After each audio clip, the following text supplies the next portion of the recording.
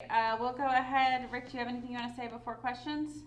Only that we just, probably 45 minutes ago, finished talking to every single guy. Was very good, very informative. Players listened, we listened, and and overall had a very good day of wrapping things up. So we can get into questions. All right, Max. Well, thank you. I got two, if that's possible. I would like to ask about Maxi Kleber first. How you assess his season and what you want him to improve on over the summer? Yeah, his season, he had a he had a good season. The only thing that prevented him from having a great season were COVID and injury issues. COVID struck early. He happened to have a very serious case, so his recovery took longer. And then once he got into the season, he just kept having these nagging little injuries that would happen at these odd times.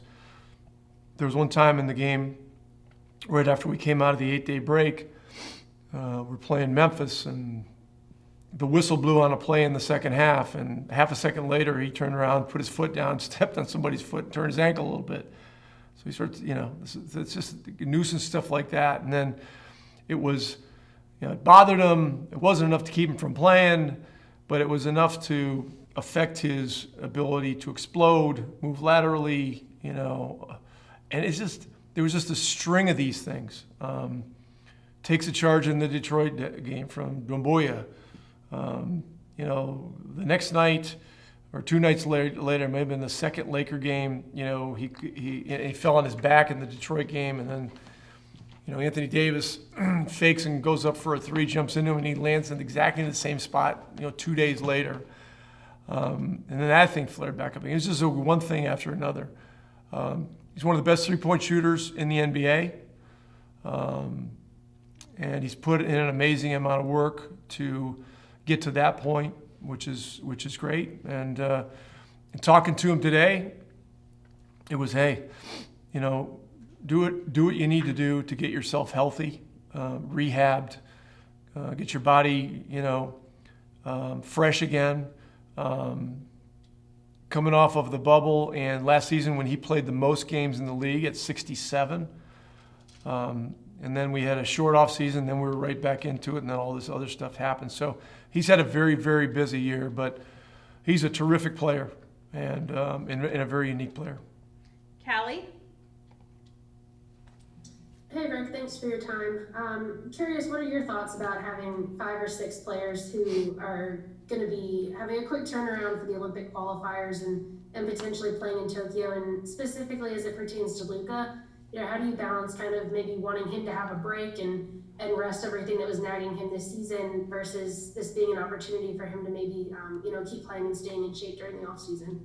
Yeah, we spoke to him about that today, and we're helping him set up a schedule so that he can get a bit of rest before entering the training camp in Slovenia with the Slovenian national team. We're going to have some people over there with him. I'm going to go over for a few days during training camp. Donnie Nelson's going to be over there. Casey Smith is going to be over there, to support him and to watch what they do with the Slovenian national team. I'm going to be very interested to see that. But Luka's got a very good feel for his own body, even at the young age of 22. He's been through a lot of games, and what's not a very short career, really, if you go back to him turning pro at age 13. And he'll feel his way through this, and I think in the end this will end up being a positive thing. He's always had great experiences with their national team, and I'm confident that this will be another one. Tim McMahon? Rick, what do you think the next steps are for Luka in terms of his development? Well, in talking to him today, we talked about what it's going to take to win in the playoffs. And he's taken on such a huge responsibility, and has had to be so ball dominant that, we both agreed that, trying to strike a balance where there isn't so much on his shoulders is an important thing. We've got to get healthy. Maxi Kleber not being, even at 90% was a big factor. We got to do anything possible to upgrade the roster. We're always looking for good defensive players. I think that's an area where we continue to look at ways to improve. And that's kind of where I see it. I think this offseason is going to provide an opportunity for him to prepare the way he wants to prepare for an NBA season. Last year was, a one-off. There was a period where people didn't know when the season was going to begin. He believed it was going to begin in mid-January, which was the original rumor, and then all of a sudden it started 6 weeks earlier, and he didn't have the ability to prep the way he wanted to. So I think having that kind of momentum going into training camp is another way that he's going to continue to elevate his game. Tim Cato. Hey Rick, as you talk about lessening the load on Luka and helping him out there and bringing talent into the roster, what type of player, or what archetype of player would be needed to do that and to help lessen the load on him?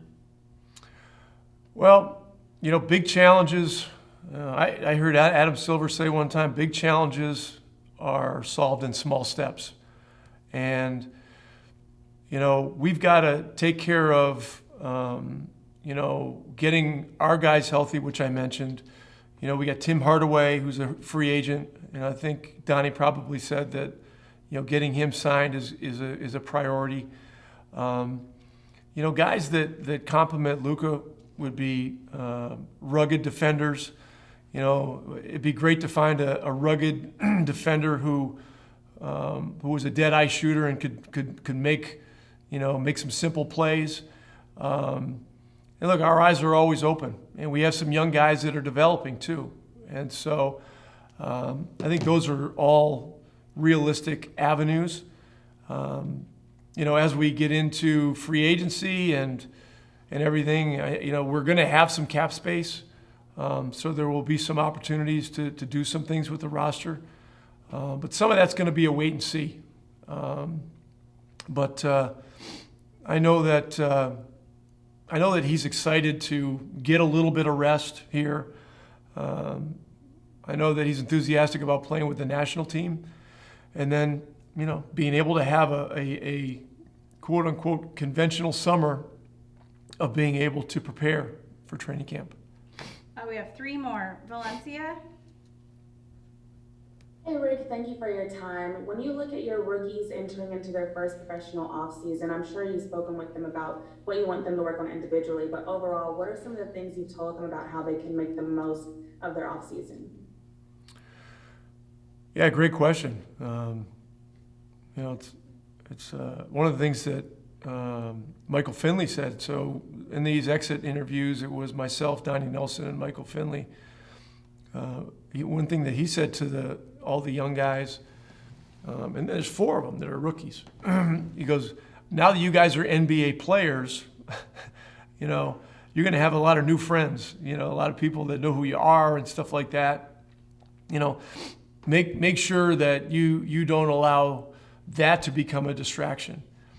And if you feel like you worked hard this year, work twice as hard this summer, because the summer is when players in the NBA make their greatest gains.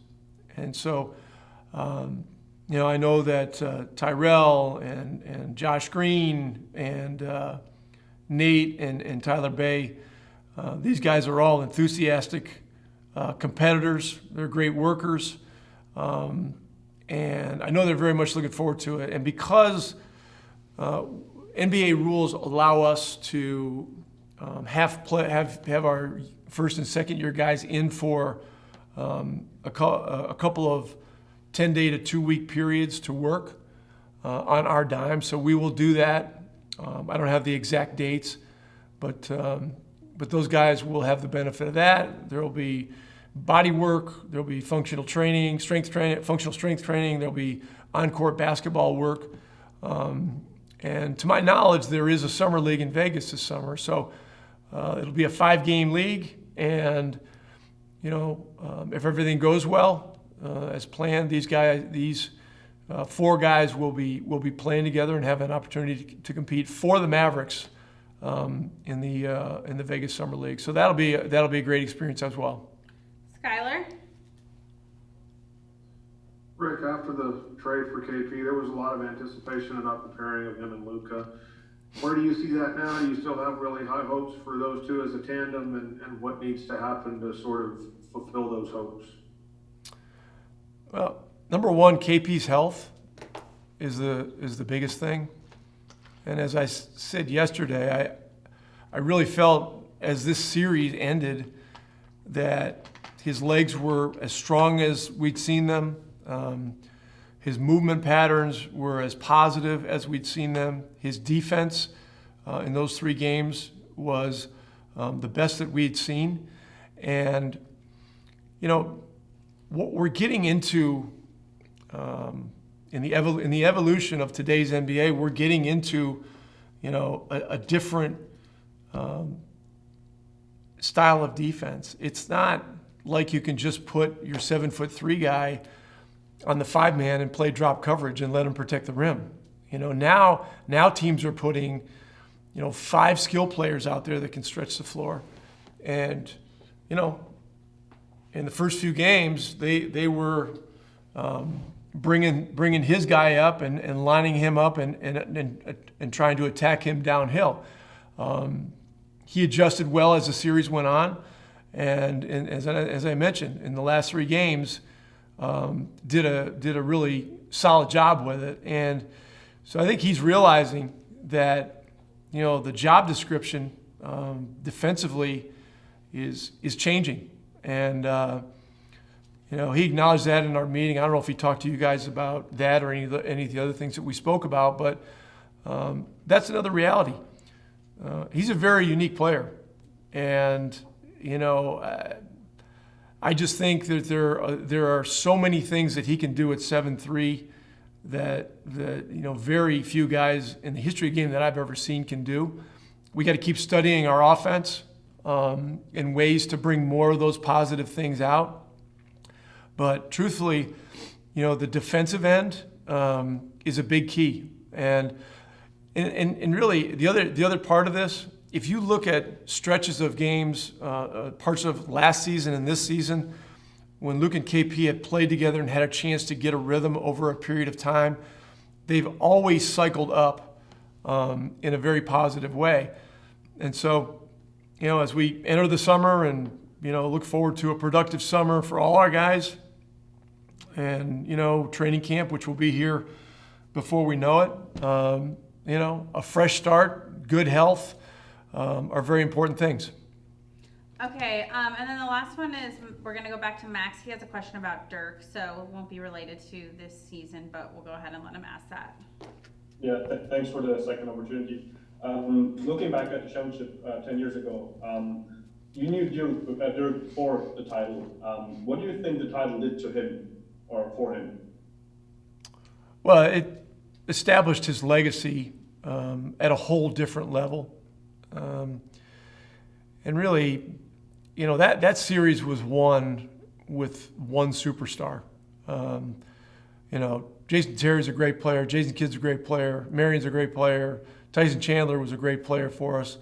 But Dirk was the only superstar. And if you look at the history of championships during that period and going forward, there's almost always, 2 superstars or 2 sort of MVP candidates.